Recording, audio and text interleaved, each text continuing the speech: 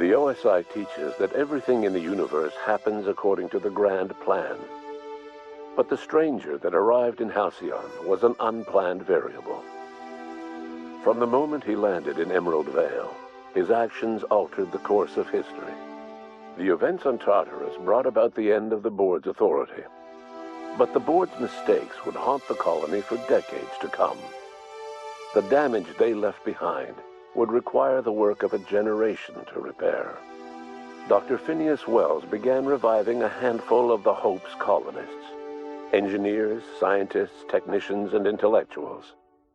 They were among the brightest minds the Earth had ever sent out into the stars.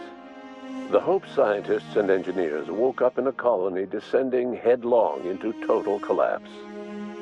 With no way to return to Earth, they had no choice but to band together and devote themselves to the cause of saving Halcyon.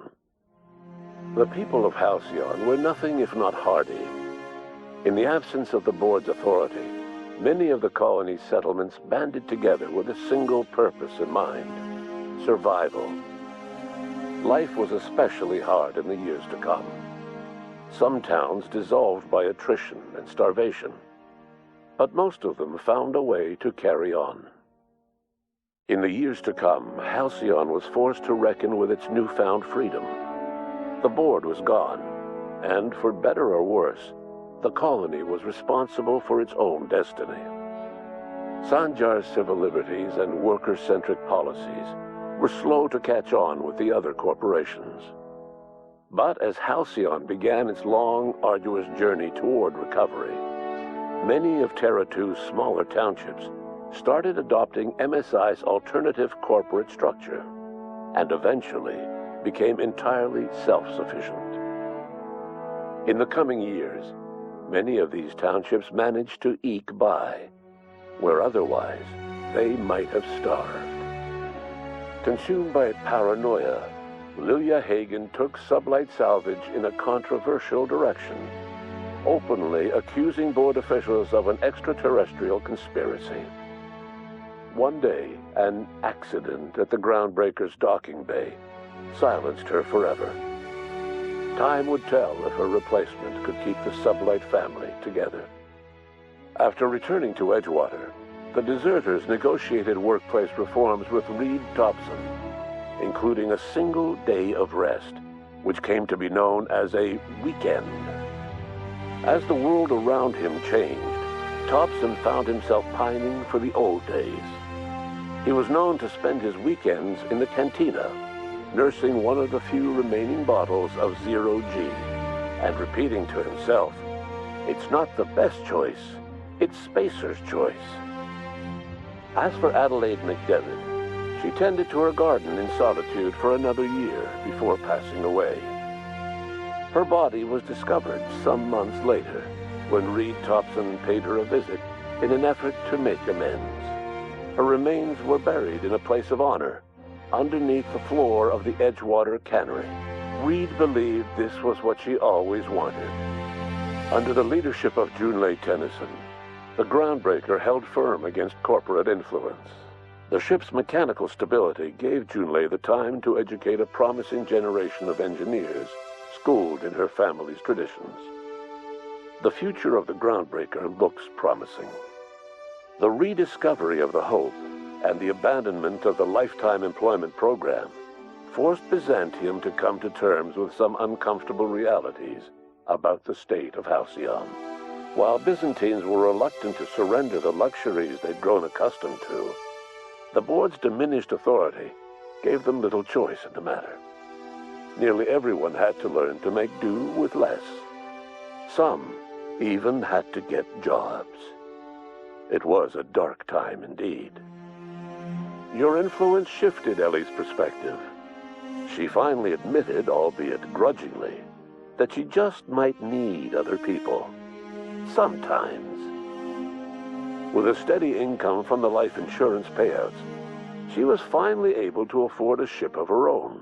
She hired a small crew and flew supply missions to communities on the fringe.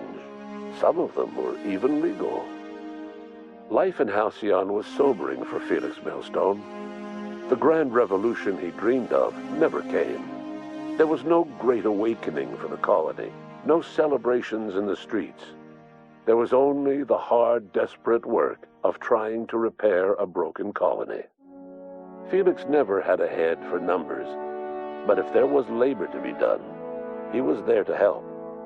Eventually, Felix realized that the work of a revolution was done with two hands. As much as he enjoyed his adventures aboard the Unreliable, the vicar, known as Max, eventually decided that it was time to move on, to live out the life he had sought so long to create. He knew there were many in the colony who carried burdens much worse than the ones he had struggled with, and he devoted himself to easing their suffering wherever he could.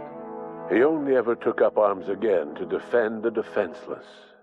Unshackled from a lifetime of striving and fighting the universe and himself, Vicar Maximilian de Soto was finally at peace.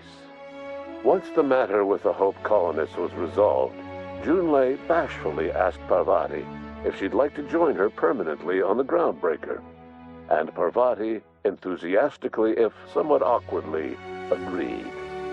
The stories of her adventures spread across the colony, and Parvati soon found herself the center of attention.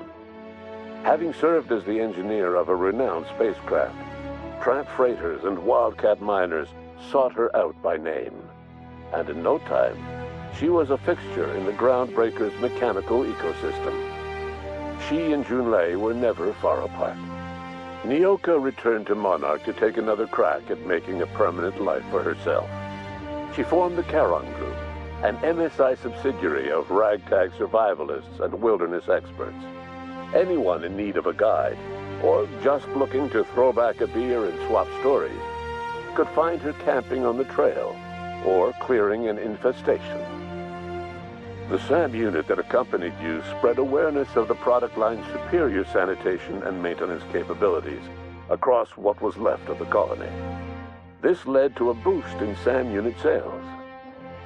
Did you know that SAM units are the longest-lasting, toughest-acting cleaning solution in Halcyon? Minister Clark was released from house arrest, and his contact with you gave him a sense of renewed purpose and vigor. Once it became clear that no help would be coming from Earth, he threw his considerable efforts and talents into helping Halcyon manage the crisis before it. As for Dr. Phineas Wells, he spent his remaining years in his orbital lab. He eventually came to terms with his own past, and was able to forgive the mistakes of his younger self by devoting his remaining years to serving the colony. Dr. Wells was able to revive many more scientists and engineers than he first expected, thanks to the additional batch of chemicals you stole from the Ministry.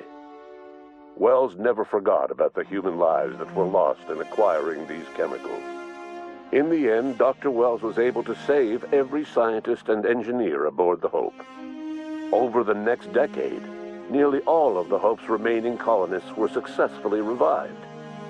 Halcyon saw a period of rapid technological and scientific advancement. Breakthroughs in dietary supplements saved the colony from starvation.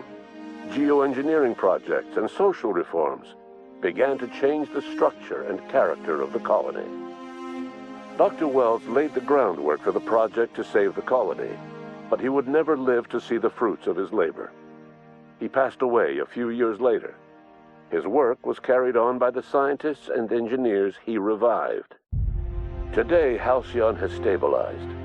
The people of the colony work hard to adapt to their new circumstances. Nearby colonies send aid and supplies. Life will never be easy in Halcyon, but for the first time in its history, there exists a sense of real, genuine hope about the future. And what about you, the unplanned variable in the history of Halcyon? Long after Wells passed away, you carried on his work with more energy, determination, and brilliance than he could ever muster. The years that followed were hard, but Halcyon survived by the efforts of the Hope's most promising colonists, the greatest of which was you. No one knows what's happened to Earth, and no one knows what the future has in store for Halcyon. All we know for certain is this: the name of the Unreliable and that of its intrepid captain, will remain the subject of countless stories for years to come.